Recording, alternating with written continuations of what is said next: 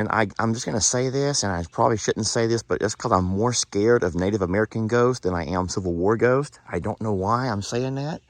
Ghost of the Civil War, please don't come back and haunt me. But I'm a whole lot more scared of Native American spirits than I am Civil War spirits. Going to get me in more trouble than what I'm already in. But a ghost, a spirit from the Native Americans, I imagine would come riding towards me with the horse with his head on fire, and the Native American has like bow and arrow on fire or a tomahawk. Now I don't know why, but I picture a Civil War ghost walking up all like a gentleman, like, you know, still very gentlemanly and like, pardon me, sir. It does appear as though you may have something that belongs to me, something I have lost out of my possession. And I'll be like, I don't have nothing that belongs to you, sir. And all of a sudden he'll be like, on God, on God, on God. And that doesn't scare me. However, them Native Americans, y'all, they will scalp you and show off. They will scalp you and show it off for all it's worth. Yeah, they may not be able to show off a whole lot of what I got, but they will. I don't mess with no Native American ghost. So yesterday, we got this Civil War era bayonet.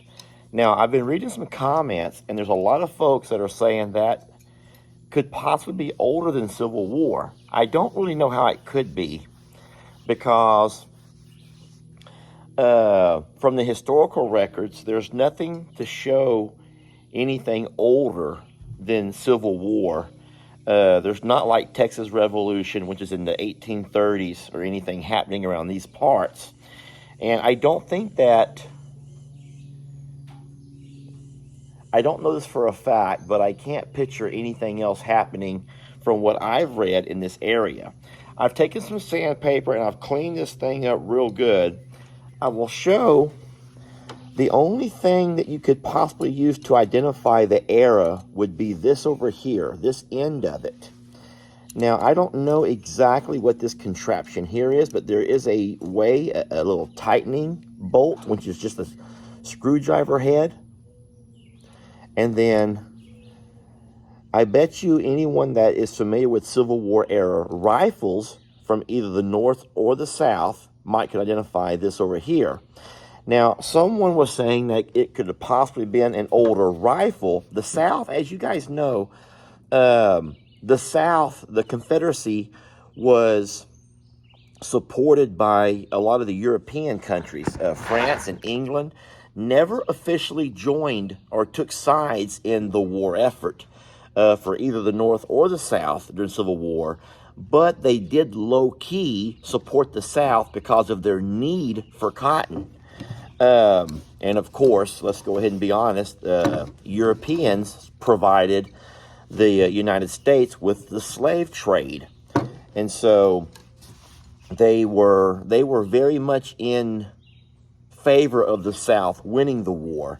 And they did provide the South with ammunition, with weaponry, with money.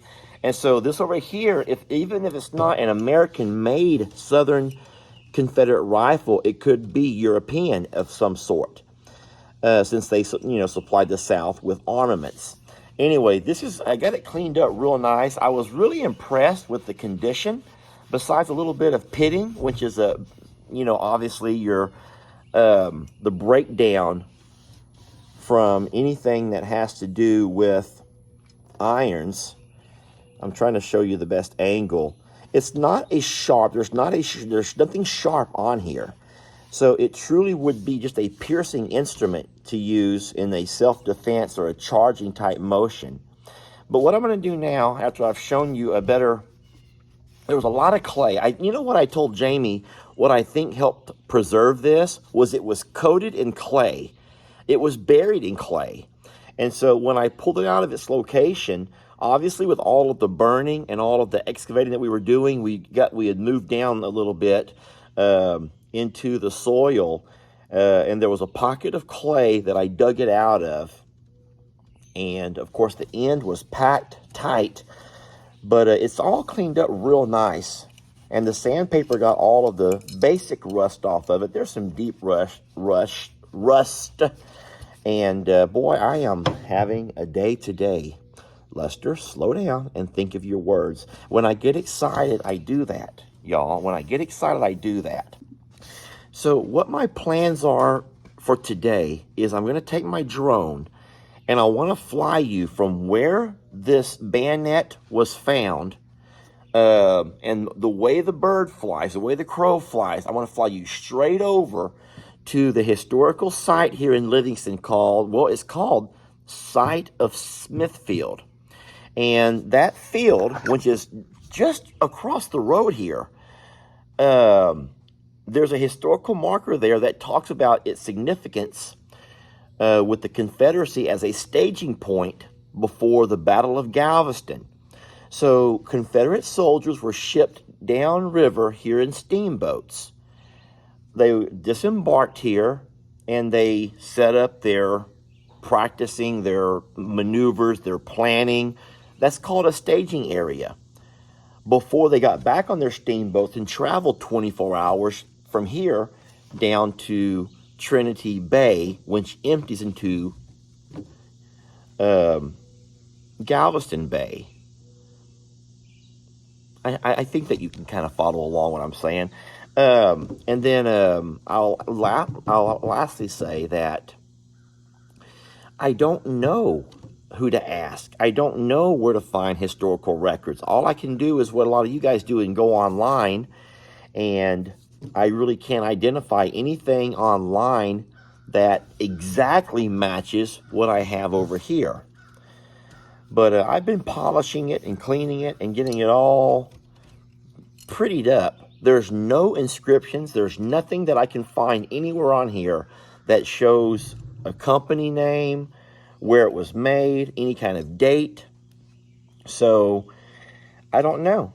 I don't know. Even our weapons, that we have today always have some kind of inscriptions somewhere on them, etched into them. And I can't find anything on this. And I have cleaned and scrubbed and just looked at it. So here's a story that my dad can tell a lot better than I can. My dad says that his uncles, Uncle Marvin and Uncle Marshall, they had either found along their property or maybe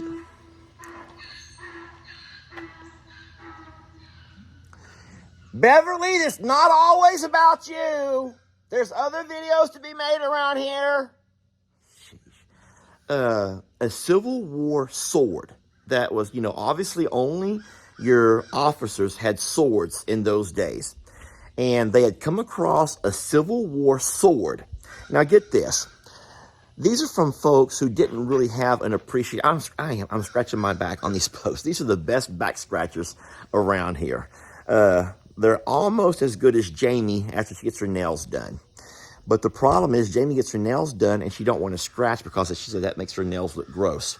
Anyways, so they took this Civil War sword, an actual Civil War officer's sword, and you'll never guess how they used it around their farm. I'm embarrassed to tell you this. They would take that sword and they would use it to scrape the hair off of when they would butcher a pig. A pig, they would take and they would use that sword to scrape the hair after they would do all of the boiling and all of the processing. Yeah, that sword, they would stick it in the barn rafters. They would take that sword and stick it in the barn rafters. And I'm thinking, Dad, did they not realize what they were holding, what they held, and the significance of that and what they had chosen to do with it? But the thing is, not everybody has the same interest in history, or they don't have the same values of those that lived here before. And, I do. And I got that from my dad. But no, if y'all do follow my dad's channel, have him tell you that story. My dad is a masterful storyteller. He remembers details about everything. And he's a whole lot better at telling historical stories than what I am. We have an amazing history, the Morrow family.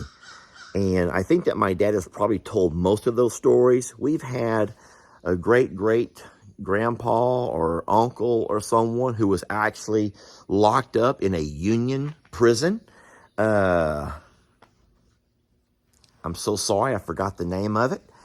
He did survive the war, being in prison, and he came back with horrific stories from, well, his experiences in prison. I didn't think you could